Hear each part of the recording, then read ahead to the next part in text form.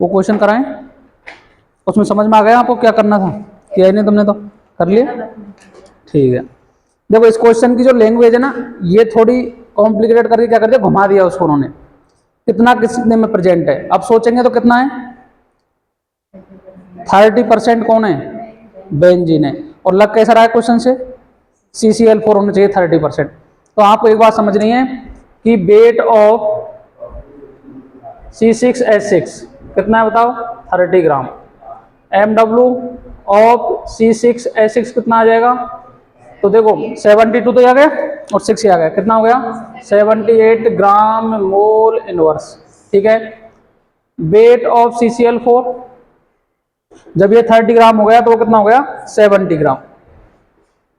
और molecular weight आपको पता ही है CCl4। अब देखो एक Cl का होता है 35.5, 2 का 71, तो 4 का 142 और 12 ऐड कर लो, कितना आ रहा है 154 ग्राम मोल इनवर्स। अब मेरे को यदि मोल फ्रैक्शन ऑफ C6H6 चाहिए तो बेंजीन के मोल अपॉन टोटल मोल, तो कैसे निकालोगे बताओ। अब पहले या तो मोल निकाल लें या फिर मैंने आपको वेट वाला बता रखा है वो उस तरीके से कर सकते हैं, लेकिन उसमें गलती होने के चांस ज़्यादा रहेंगे क्योंकि उसमें LCM लोगे फिर गड़बड़ हो सकता है मामला। तो इसलिए पहले क्या निकालने, अपन मोल निकालने, NC6H6 30 डिवाइड बाई 78 और ये मोल आ जाएंगे क्योंकि ग्राम से ग्राम कट जाएगा और मोल इनवर्स ऊपर जाएगा तो मोल में कन्वर्ट हो जाएगा, ठीक है। इसके बाद में NCCl4 70 डिवाइड बाई 154, ठीक है इससे मोल आ जाएंगे, ठीक है। अब मैंने मान लिया, अभी आपको कैलकुलेशन करने ए आ रहे हैं यहाँ और यहाँ कितने आ रहे हैं बी, ठीक है। अब मेरे को चाहिए X C6H6, तो बताओ NC6H6 upon NC6H6 plus NCCl4, बताओ A upon A plus B। इसके बाद में X CCl4, बोलो NCCl4 upon NC6H6 plus NCCl4, बताओ B upon A plus B, दोनों के मोल फ्रैक्शन निकल के आ जाएगा। कितना कितना आ रहा है बताओ, इसका कितना आ रहा है 0.38, इसके CCl4 वाले 0.55 ये आ गया, तो ये कितना बच गया 0.45। एक मेरे को पता पड़ जाएगा तो दूसरा तो मेरे को अपने आप पता पड़ ही जाएगा, ठीक है। 1 में से माइनस कर देंगे, आगे बात समझ में कर लोगे। कैलकुलेशन खुद को करनी है क्योंकि जितने मैं तो करा दूंगा लेकिन जितना आप करोगे ना आपका माइंड उतना ही शार्प होगा इसमें, ठीक है। इसलिए मैं ए और बी के रूप में आपको छोड़ता जाता हूँ, बाकी मैं कराऊंगा इनको, ऐसा नहीं है कि ऐसे छोड़ दूंगा। अब काफी बच्चे क्या करते हैं कि जैसे मैंने छोड़ दिया, ए लिख दिया बी लिख दिया, वो भी ए बी में चलता है मामला और वो सॉल्व भी नहीं करते, उनको आपको करना है, ठीक है।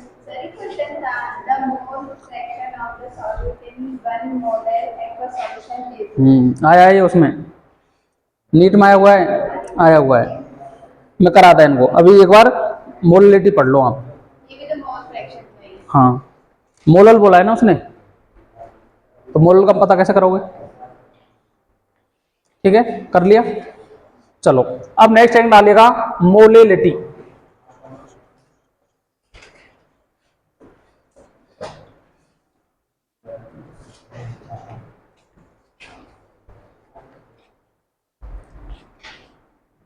मोलेलिटी किसे नोट करते हैं, स्मॉल m से। बोलो टेम्परेचर डिपेंडेंट है या इंडिपेंडेंट है, इंडिपेंडेंट, क्योंकि इसके अंदर क्या नहीं आता है, वॉल्यूम नहीं आता है, ठीक है। तो क्या लिखेंगे बताओ, number of moles of solute present in per kg solvent। पर केजी बोलो या 1 kg बोलो, पर केजी का मतलब भी 1 kg की बात कर रहा है, या बोलो 1000 ग्राम, 1000 ग्राम में। लेकिन डेफिनेशन में number of moles of solute present in per KG solvent is known as molality, molality small M. ठीक है, अब बात करें, पहले समझ लो मोलेलिटी को डिनोट करते हैं स्मॉल एम से, क्या होगी? Number of moles of solute upon, बोलो, वेट ऑफ सॉल्वेंट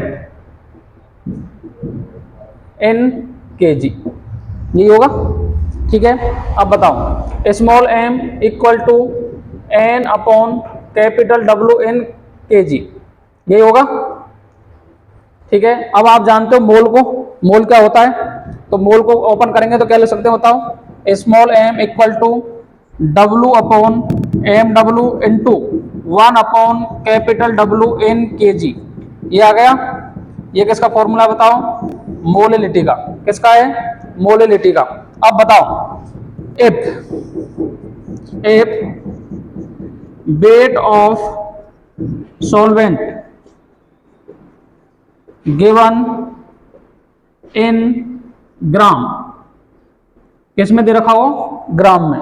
तो अपन क्या करेंगे? फॉर्मूला यूज करेंगे, small M equal to W upon M W into 1000 divide by capital W in gram. ठीक है, ये आ जाएगा। अब बताओ, यूनिट की बात करें, यूनिट क्या होगी इसकी? देखो, मोल और वेट को किस में मापते हैं अपन? केजी में। किस में मापते हैं? केजी में। तो मोल पर केजी, और क्या लिख सकते हैं? मोल केजी इनवर्स। आगे बात समझ में? चलो, हेयर स्मॉल एम क्या है? मोलेलिटी है। डब्ल्यू क्या है? Weight of solute in gram, gram में मिलेगा आपको। ठीक है, इसके बाद में M W molecular weight of solute, और यूनिट किस क्या आएगी बताओ? Gram mole inverse. ठीक है, कैपिटल डब्ल्यू क्या है? Weight of solvent. कौन है? Weight of solvent. ये किस में आएगा बताओ? केजी में। केजी में आएगा। ठीक है, और केजी में ग्राम में दे रखा है तो कौन सा यूज करोगे? 1000 ऊपर। आगे बात समझ में? तो केजी में भी हो सकता है और ग्राम में भी हो सकता है, लेकिन यूनिट क्या है इसकी? केजी वाली, क्योंकि एमकेएस, सीजीएस, एफपीएस ऐसा यूनिट सारी पढ़ रखी है फिजिक्स में, तो ये सारी एमकेएस यूनिट है। तो एमकेएस के अंदर ही अपन क्या करते हैं? मेजरमेंट करते हैं। आगे बात समझ में? लिख लो इस चीज को। अब काफी बार बच्चों को क्या होता है, डेफिनेशन में समझो, number of moles of solute present in per KG solvent, बच्चे लिख देते हैं पर केजी सॉल्यूशन। ये ओनली ऑन किसकी बात करता है? सॉल्वेंट की बात करता है। तो सॉल्वेंट लिख करके अंडरलाइन कर लेना उस चीज को।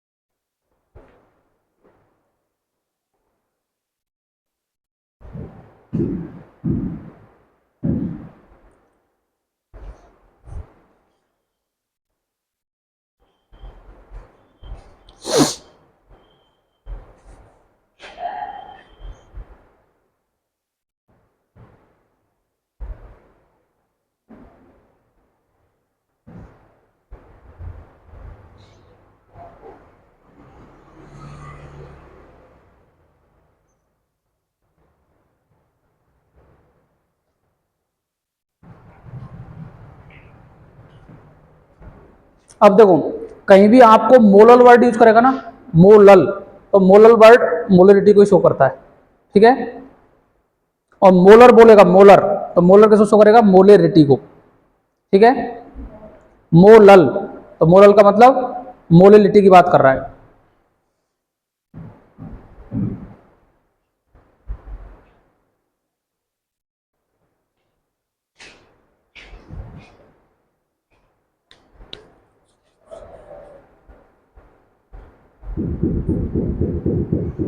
इसके क्वेश्चंस क्या है, जैसे कंपटीशन वगैरह में भी आते हैं, कोई भी कंपटीशन वगैरह देते हैं ना अपन, तो उसमें भी आते हैं। अब अपने को क्या है, जैसे अपन तैयारी करते तो अपन को उस टाइम पता नहीं पड़ता कि अपन को 1000 मल्टीप्लाई कब करना है, लेकिन आपको ज्यादातर केस में क्या करता है वो एग्जामिनर, कि आपको जो वेट ऑफ सॉल्वेंट है ना, वो आपको ग्राम में देता है वो, तो इसलिए अपन को इतनी टेंशन नहीं लेनी होती, अपन इसी फॉर्मूले को याद करके रखते हैं। लेकिन कभी केजी में दे देगा तो फिर ये यूज करना है अपने को, क्योंकि एक्चुअल में जो ये 1000 ऊपर गया है ना, 1000 ऊपर गया है, ये एक्चुअल में जो डब्लू ग्राम वाला है ना, इसके अपॉन में ही है ये, तो उसको केजी में चेंज कर लिया अपन ने और फिर ऊपर मल्टीप्लाई कर लिया, तो देखने में भी अच्छा लग रहा है और बच्चा कंफ्यूज ही नहीं होता इसमें।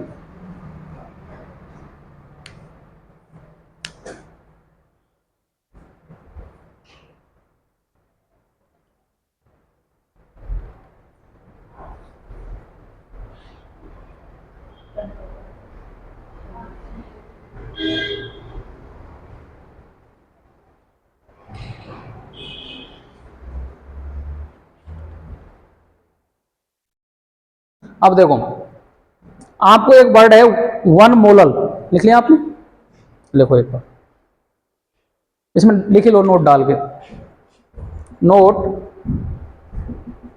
Molal word, molal word used for molality,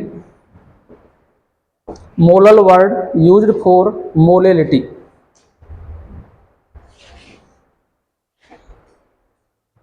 अब देखो, आपको यदि पूछे वन मोलल सॉल्यूशन है, कैसा है वन मोलल सॉल्यूशन, तो वन मोलल सॉल्यूशन कैसे आ सकता है बताओ, जब अपन वन मोल यूज करेंगे तो, क्योंकि ये किसकी बात कर रहा है, पर केजी की बात कर रहा है, 1 केजी, मतलब डब्लू तो फिक्स है 1 केजी में, लेकिन बताओ जैसे मैंने कहा कि वन मोलल का सॉल्यूशन है, किसका, वन मोलल का सॉल्यूशन है, तो वन मोलल कब आ सकता है, आपको पता है कि वन मोलल का मतलब एम की वैल्यू, एम क्या दे रखा है, 1 दे रखा है, ठीक है। एन मेरे को फाइंड करना है, एक्स मान लूं, और कैपिटल डब्लू तो मैंने डेफिनेशन में ही बोल रखा है, पर केजी सॉल्वेंट की बात कर रहा है, ये किसकी बात कर रहा है, पर केजी सॉल्वेंट, तो डब्लू भी कितना आ गया 1, आगे बात समझ में। तो बताओ स्मॉल एम बराबर एन अपॉन कैपिटल डब्लू, तो स्मॉल एम बने, एन मेरे को फाइंड करना है और ये भी 1 है, तो ये क्रॉस मल्टीप्लाई होकर के एन इक्वल टू कितना आ रहा है 1, तो समझ गए वन मोलल का मतलब 1 मोल प्रेजेंट है। आपको बोल दिया 10 molal,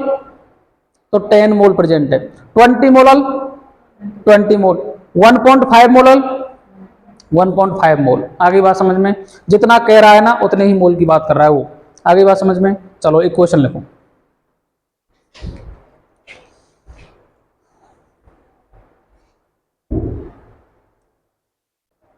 calculate calculate molality, calculate molality,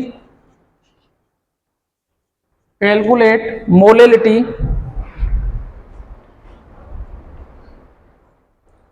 of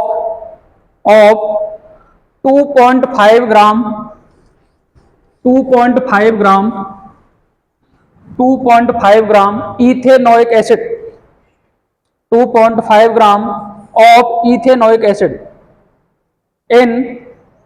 in 75 gram in 75 gram benzene. Ethanoic acid का फॉर्मूला पता है क्या, ये तो इथेनॉल का है,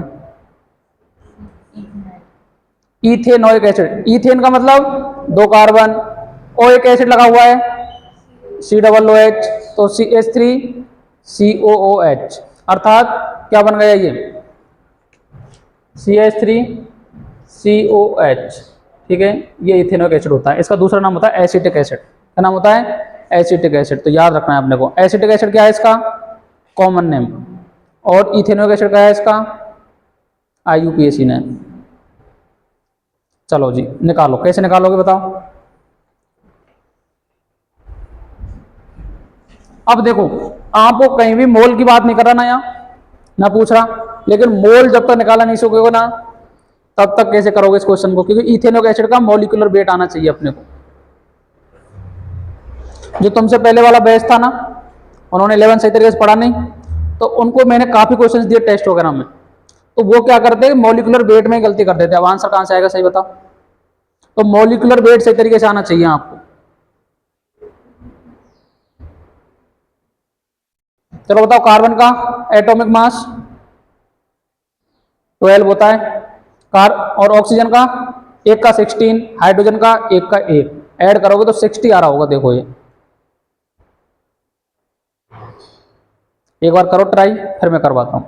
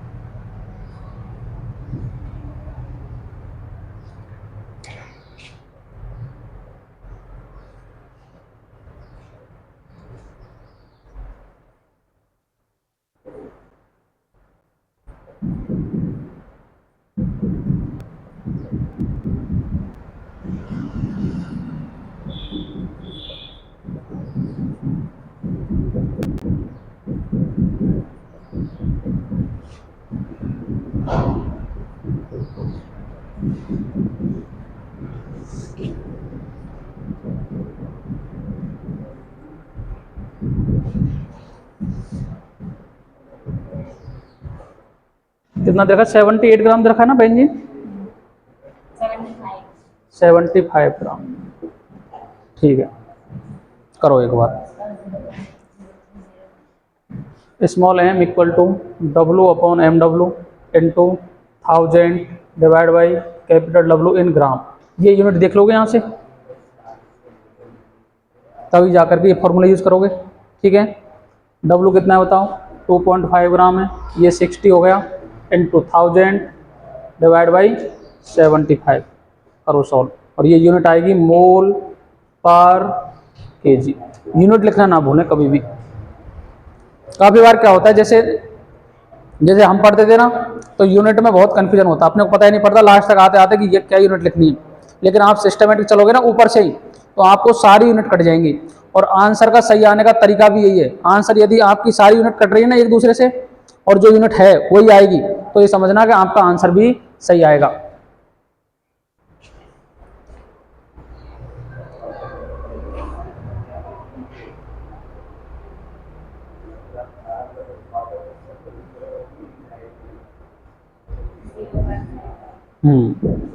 तो करोगे सॉल्व, तो 0.556 मोल पर केजी।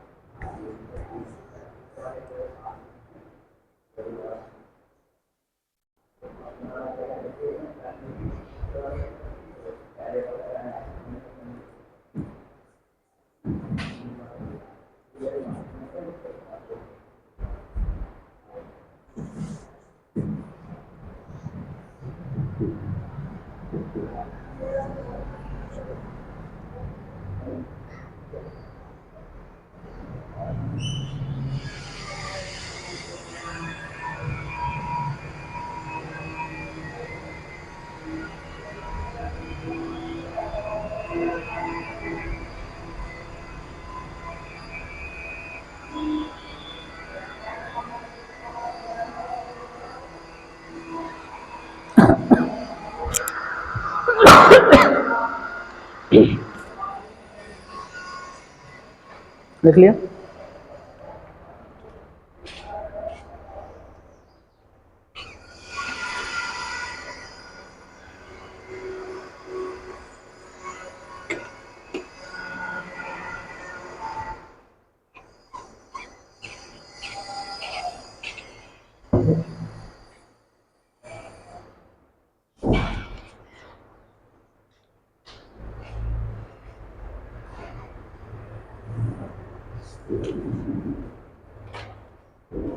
चलो देखो एक क्वेश्चन लिख लो। Calculate calculate molality calculate molality of of 120 gram of 120 gram of ethanoic acid in in इन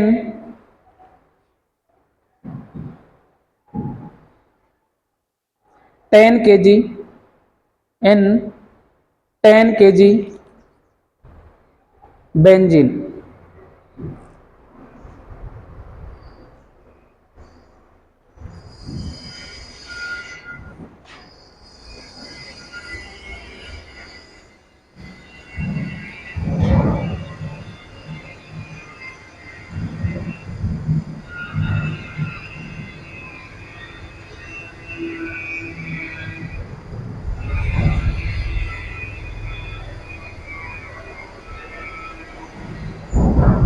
कुछ अंतर लगा इस क्वेश्चन के अंदर?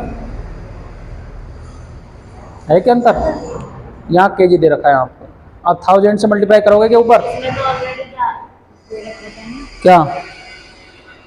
ये तो ग्राम दे रखा था, अब मैंने केजी वाला दिया है। तो जब मैंने आपको लिखा रखा है फॉर्मूले में, जब आपको केजी में दे रखा है तो कुछ नहीं करना है। If weight of solvent given in gram, तो जब कौन सा फॉर्मूला यूज करोगे? 1000 वाला, इसलिए मैंने लिखाया है वो।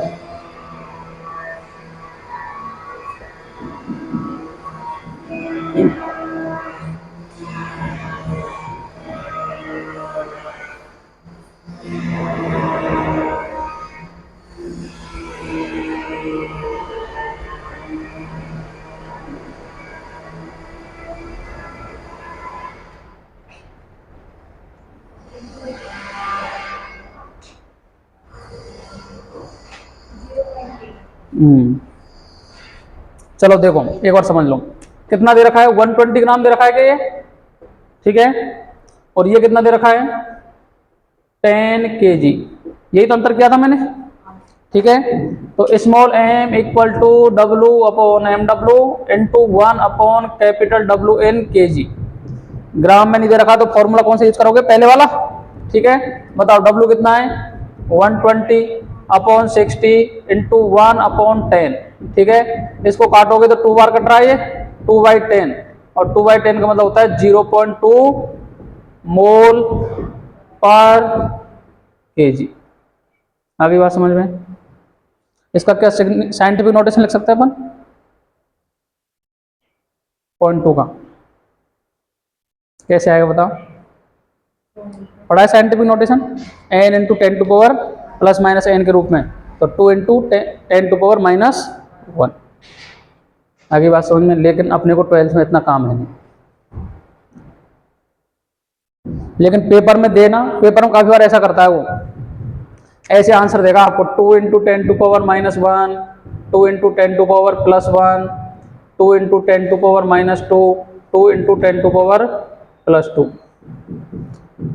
अब जिसको ये पता है ना, मेरे को तो जैसे मैं ज्यादातर जैसे भूल जाता था, तो मेरे को याद है कि जिसके आगे पॉइंट लगा हुआ है ना, मैं उसको 2/10 लिख लेता पहले ही। 2/10, तो इसको ऊपर ले जाओगे ना तो मेरे को पता है कि ये माइनस चला जाएगा, ठीक है। और जिनको ये नहीं पता ना, वो फिर प्लस वाला भी करके आ सकते हैं।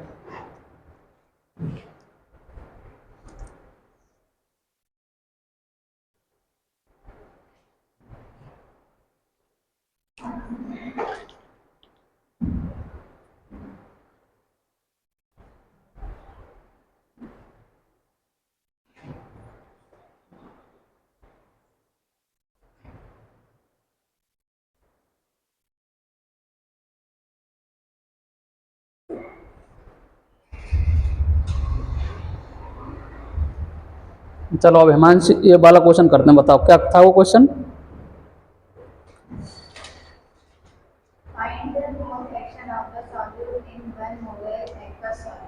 लिखो, क्वेश्चन लिख लो।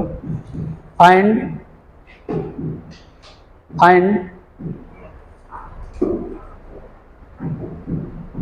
मोल फ्रैक्शन, फाइंड मोल फ्रैक्शन, बोलो बोलो, उसके कोई और बताऊं क्या ऑप्शन? ऑफ द सॉल्यूट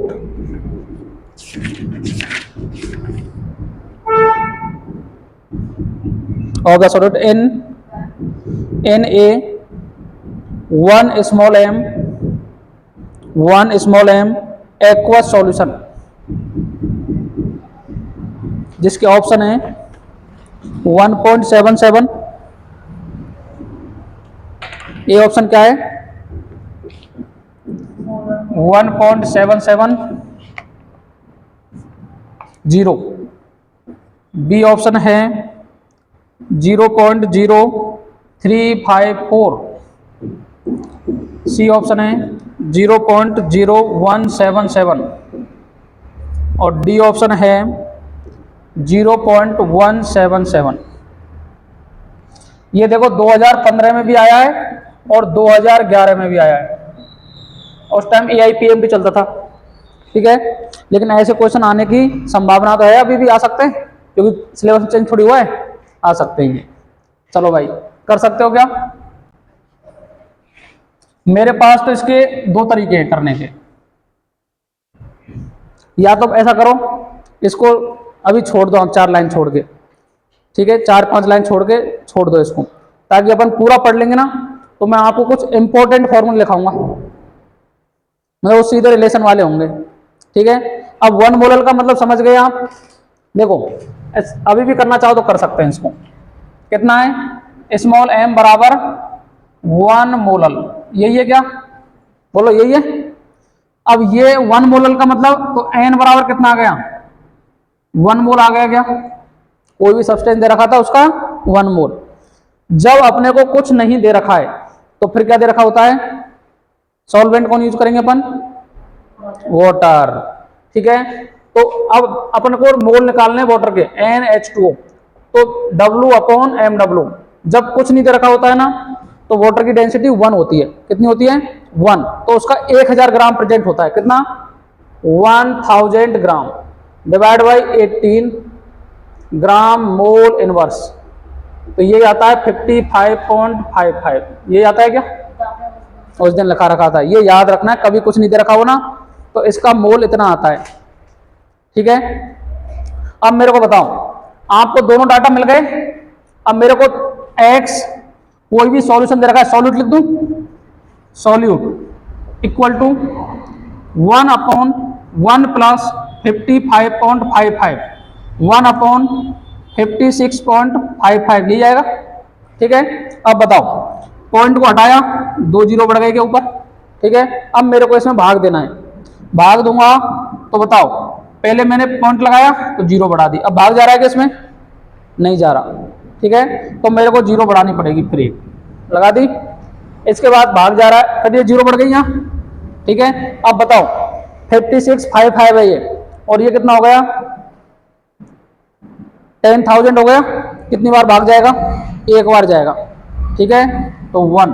अब ऑप्शन की तरफ जाओ, क्या ऐसा कहीं है यहां दिख रहा है क्या? ये नहीं हो सकता। 0.1 ये नहीं हो सकता। 0.11 आ गया। अब बच्चे 2 में कंफ्यूजन हो सकता है, तो ये नहीं होगा। ऑप्शन कौन सा हो गया? ये। भाग भी देके देखोगे ना तो यही आ रहा है, ठीक है। एक तरीका तो ये हो गया, आ गया समझ में। जब कुछ नहीं दे रखा है तो सॉल्वेंट कौन है? वाटर, और वाटर के आपको मोल कितने होते हैं? 55.55। डेंसिटी 1 होती है, 1 kg, तो 1 kg को ग्राम में करते हैं अपन, क्योंकि हम मॉलिक्यूलर वेट ग्राम पर मोल में ले रखा है अपन ने। आगे बात समझ में। अब बताओ, एक तरीका तो ये हो गया। दूसरा मैं आपको एक इंपॉर्टेंट फॉर्मूला लिखाऊंगा। कौन सा इंपॉर्टेंट फॉर्मूला? एक तरीका तो ये है जो आप कभी भी भूल नहीं सकते इसको, मतलब भूलने का मतलब इसको तो भूल सकते हैं यहाँ गड़बड़ हो जाएगी ना तो भूल सकते हैं, क्योंकि बॉर्डर नहीं दिखता है अपने को, आपकी एज पे नहीं दिखता, हमें तो दिखता है, लेकिन उस टाइम अपने को यही पता नहीं होता कि ये क्यों कर रहे हैं, ठीक है। अब देखो, एक इंपॉर्टेंट फॉर्मूला है, इंपॉर्टेंट फॉर्मूला, ये रिलेशन बताता है small m and mole fraction में। किसमें? मोल फ्रैक्शन में। बताओ क्या है? Small m equal to x B upon 1 minus x B into 1000 divide by 55.55 ये होता है। तो इसको याद कर, 55.55 नहीं 18, इसे करोगे तो इसको याद ही रख लो, अभी वही काम हो रहा है वैसे तो यह मल्टीप्लाई करना है 55.55, अर्थात आपको कहीं भी मोलिटी दे रखी हो और मोल फ्रैक्शन का डाटा दे रखा हो तो ये मोल फ्रैक्शन है सॉलिड का। किसका है? सॉलिड का। एक्चुअल में तो एक्स बी अपॉन एक्स से होता है, हम जानते हैं कि एक्स बी अपॉन एक्स से होता है 1 माइनस एक्स बी। दो अननोन को अपन फाइंड नहीं कर सकते, लेकिन मोल फ्रैक्शन की कंडीशन में अपने को पता है कि एक्स ए प्लस एक्स बी बराबर किसका होता है? 1 के। तो बताओ एक्स ए किसके बराबर हो गया? 1 माइनस एक्स बी के। अब बताओ मेरे को मोलल का मतलब पता है, कितना दे रखा है बताओ? 1 दे रखा है क्या? 1 equal to x B upon 1 minus x B into 55.55, यही होगा, ये हो जाएगा। अब बताओ, अब आप जानते हो क्रॉस मल्टीप्लाई, इसका इधर मल्टीप्लाई करूंगा तो बताओ 1 माइनस एक्स बी आएगा क्या? क्योंकि 1 से मल्टीप्लाई करोगे तो कोई फर्क नहीं पड़ेगा। और ये कितना होगा बताओ? 55.55 एक्स बी होगा कि नहीं होगा? अपन जानते हैं कि एक्स बी को इधर भेज दूंगा तो प्लस में आ जाएगा ये। तो बताओ 1 equal to x B plus 55.55 x B. अब बताओ एक्स बी को मैंने ले लिया कॉमन, तो यहाँ 1 प्लस 55.55 बचेगा क्या? ठीक है, और ये इधर 1 चल ही रहा है 1। अब मेरे को एक्स बी को इधर भेजना है, चलो एक्स बी को यहीं रहने देते हैं, अपन करते हैं एक्स बी। अब जो मल्टीप्लाई में होता है वो दूसरी साइड में डिवाइड में चला जाता है, तो 1 अपॉन 56.55 और ले दे के आंसर क्या गया? 177। अब ये जी है वो जी है, ये वाला ये मैंने लिखा रखा है तो मैं 11th में इंपॉर्टेंट रिलेशन करके। हाँ चलो लिख लो, इसको भी कर लो, बाकी मैं कराता इसको लास्ट में।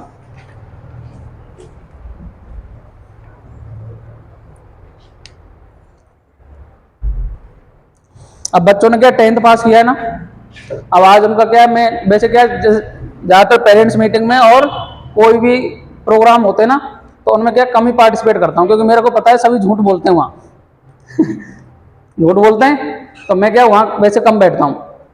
अब वहाँ क्या हुआ कि कोई बच्चे की जैसे परसेंट जितनी बनी तो कोई कह रहा कि मैं तो वो करूँगा, मैं वो करूँगा, मैं वो करूँगा। भाई बच्चों की अभी हवा भी रहेगी, ये 1-1.5 महीने तो रहेगा मामला ये।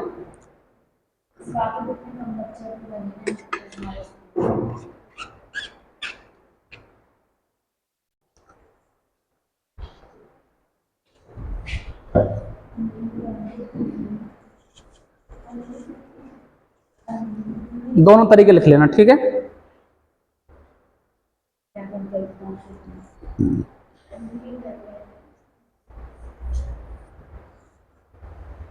वो भी आस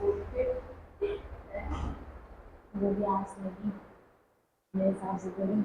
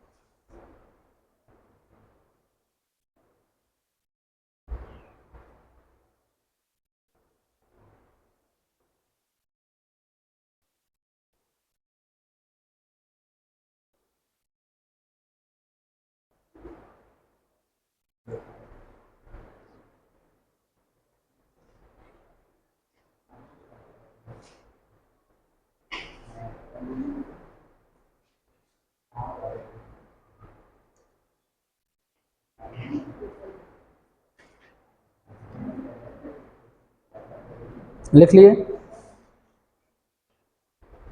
लिख लिया, आ गया समझ में। चलो नेक्स्ट टर्म डालो पीपीएफ।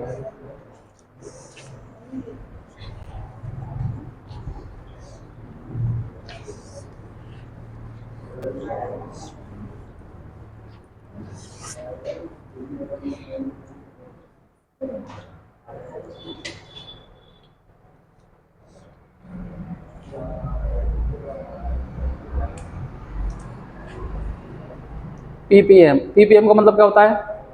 पार्ट्स पर मिलियन। इसका मतलब होता है 10⁶।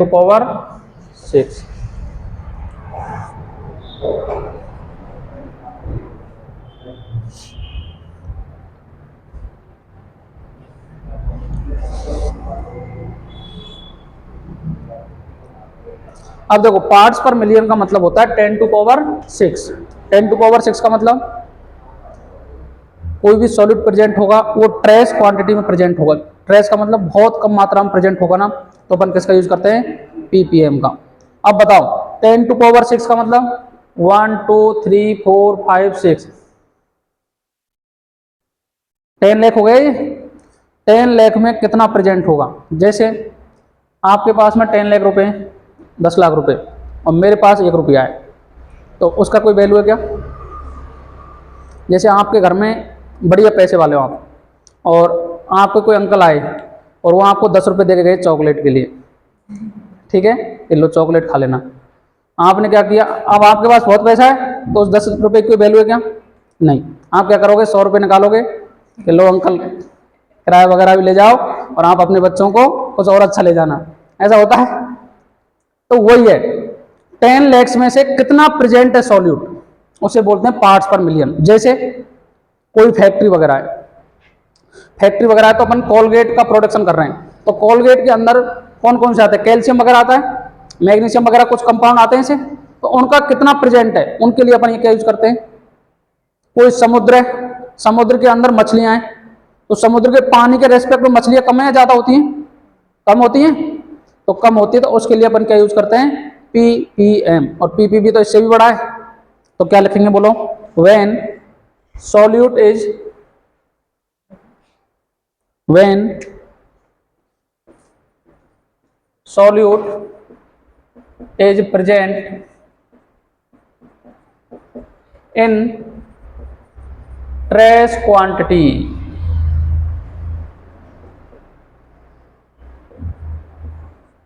trace quantities be used concentration term ppm।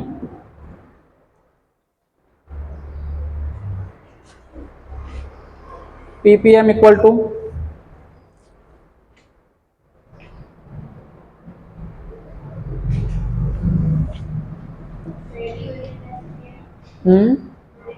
Unit less ही आएगा ये, number of parts of component. Component को ब्रैकेट में सॉलिड भी लिख सकते हैं आप, ये थोड़ा एनसीईआरटी में लिखा हुआ है ना, इसलिए अपन वो भी लिख सकते हैं, अमाउंट ऑफ सॉल्यूट, ठीक है, upon total number of parts of all component. मतलब किसकी बात कर रहा है ये? सॉल्यूशन इनटू 10⁶, ये आ जाएगा। बोलो भाई, तो आप जानते ही हो पीपीएम। अब अपने को फाइंड करना है ये, तो वही स्मॉल डब्ल्यू मान लूँ एक का, और small W plus capital W into 10⁶। Ppm ये आएगा क्या? बोलो भाई, ठीक है। समझना क्या है, कब यूज करेंगे इसको? जब सॉलिड किस में हो? ट्रेस क्वांटिटीज में प्रेजेंट होगा, तब अपन क्या यूज करेंगे? पीपीएम। अब बताओ, क्या मैं इसको ppm equal to small W plus capital W into 10⁻² into 10⁻4 लिख सकता हूँ क्या? लिख सकते हैं? बोलो। अब आप तो जानते होंगे, नहीं जानते तो सीख जाओगे। इस टर्म को अपन बोलते हैं percent weight by weight into 10⁴। बोलो, कहीं आपको परसेंट वेट बाई वेट दे दे और पीपीएम पूछ ले तो निकाल लोगे?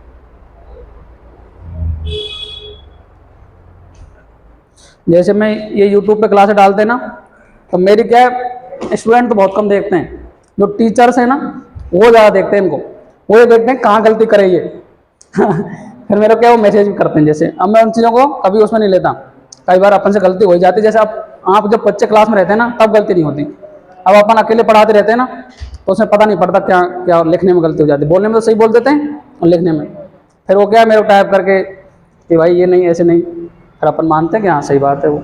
अब बाकी एक वो हो कि मैं उसमें चला जाऊँ एंटी में, तो फिर मेरे में सुधार कहाँ से होगा?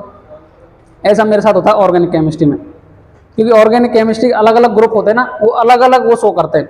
अब एक टीचर ऑर्गेनिक ही पढ़ा रहा है तो उसको पूरा पता है कि कहाँ कौन सा ग्रुप क्या शो करता है, पर अपन अलग अलग रेस्पेक्ट में करते हैं ना, कि जैसे -R शो करता है, +R शो करता है। जैसे जो हेलोजेंस होते हैं ना ये -I शो करते हैं, क्या शो करते हैं? -I। लेकिन जब उधर देखोगे ना +R शो करते हैं, ये क्या शो करते हैं? +R। तो अब मैंने +R के रेस्पेक्ट में बोल दिया कि हेलोजेंस +R शो करते हैं। अब उसने क्या उतना ही सुना उसमें से, उससे पहले वाला नहीं सुना, क्योंकि वो क्लिप होती है ना 1-1 मिनट की, तो उसमें वही सुना कि हेलोजेंस +R शो करते हैं। तो उसने मेरे को मैसेज किया कि हेलोजेंस तो -I शो करते हैं। फिर मेरे को पता था कि हाँ करते हैं, लेकिन अब मैं उसको कैसे कहूँ कि ये सही है, हेलोजेंस +R के थ्रू तो इलेक्ट्रॉन डोनेट करते हैं और -I के थ्रू खींचते हैं इलेक्ट्रॉन। लेकिन अब उसको कैसे समझाया, तो फिर मैंने कहा हाँ सही बात है। अगर मैं उसे वो करता तो फिर और टाइम लगता ज़्यादा समझने में। तो चलो ठीक है, फिर अपन ने मान लिया, उस चीज़ को मान लिया, तो अब अपन को वो परमानेंट चीज़ें याद हो गई। परमानेंट कैसे हो गई? कभी भी कोई पूछेगा तो अपन जानते हैं कि हेलोजेंस -I के थ्रू इलेक्ट्रॉन खींचते हैं, जबकि +R के थ्रू इलेक्ट्रॉन डोनेट करते हैं। अब कौन सा डोमिनेंट होता है इसमें? +R डोमिनेंट होता है, -I बहुत कम डोमिनेंट होता है। जब ग्रुप लगे होते हैं ना तब -I डोमिनेंट होता है।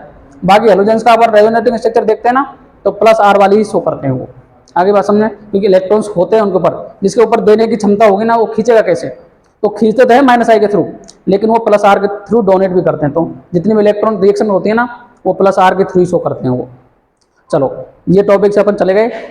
अब मैंने आपको बताया था कि जो पीपीएम होता है ना ये किसकी टर्म में यूज किया अपन ने? वेट की टर्म में। लेकिन अब अपन यूज करेंगे ppm in terms of volume. Volume की टर्म में भी यूज कर सकते हैं, बोलो। और वॉल्यूम की टर्म में यूज करेंगे तो बताओ क्या आएगा? Ppm equal to small B plus capital B into 10⁶ लिख सकता हूं क्या? Volume of solute upon volume of solution. ठीक है, अब बताओ क्या मैं इसको भी ppm equal to small B plus capital B into 10⁻² into 10⁴ लिख सकता हूं क्या? लिख सकते हैं, क्योंकि मल्टीप्लाई में पावर एडिशन होता है पावर का। ठीक है, तो बताओ ppm equal two percent volume by volume into 10⁴। ये किसकी टर्म हो गई? बोलो, वॉल्यूम की टर्म में। अभी मैं पढ़ाऊंगा इसको, थोड़ा कम समझ में आ रहा है तो कोई परेशानी नहीं, इधर लिख लो small B equal to volume of solute और capital B equal to volume of solvent.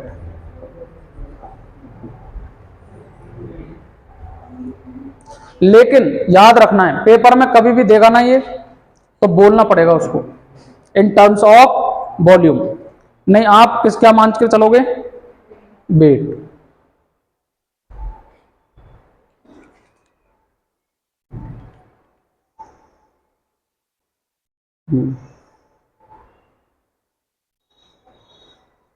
कल की तो छुट्टी रहेगी, संडे, बड़े मजे करो हैं, लेकिन क्वेश्चन लिख के जाओ।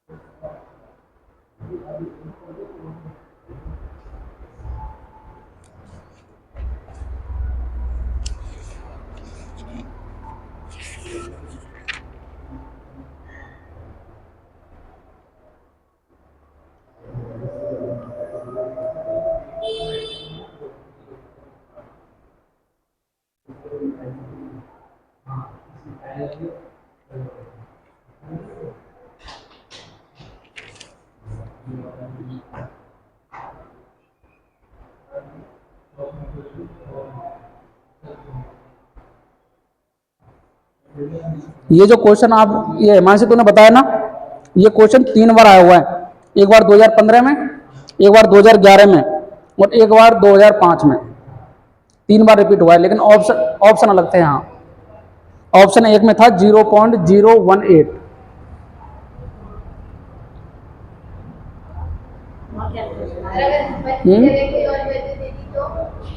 चलो लिखो तो क्वेश्चन, लिखो द मोल फ्रैक्शन। अब क्वेश्चन लिख लो घर के लिए। The mole fraction of the solute, the mole fraction of the solute in 5 molal aqueous solution is, कितने का बना दिया अपन ने अब?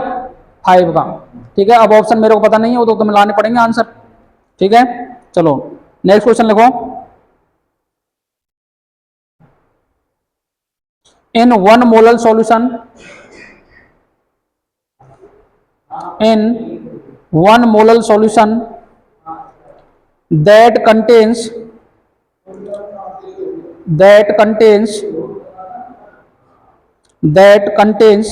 0.5 mole, that contains 0.5 mole of a solute, there is option A लिखो 500 ml of solvent, 500 ml of solvent। B option लिखो 500 gram of solvent। C option लिखो 100 ml of solvent, 100 ml of solvent. और डी ऑप्शन लिखो 1000 gram of solvent, 1000 gram of solvent. ठीक है, 2 question है, करके लेके आने।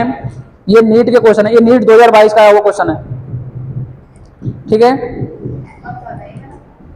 ये वाला 2016, ये तो मैंने अभी बनाया ना, तो इसको अभी 2016-17 का होगा ये शायद। तुम्हारे भी क्वेश्चन कराएंगे, पहले इनको करना सीखो, ऐसे ही क्वेश्चन उसमें आते हैं जेई में। ठीक है, तो आज के लिए रखते हैं यहीं तक, बाकी मिलेंगे अपन मंडे को।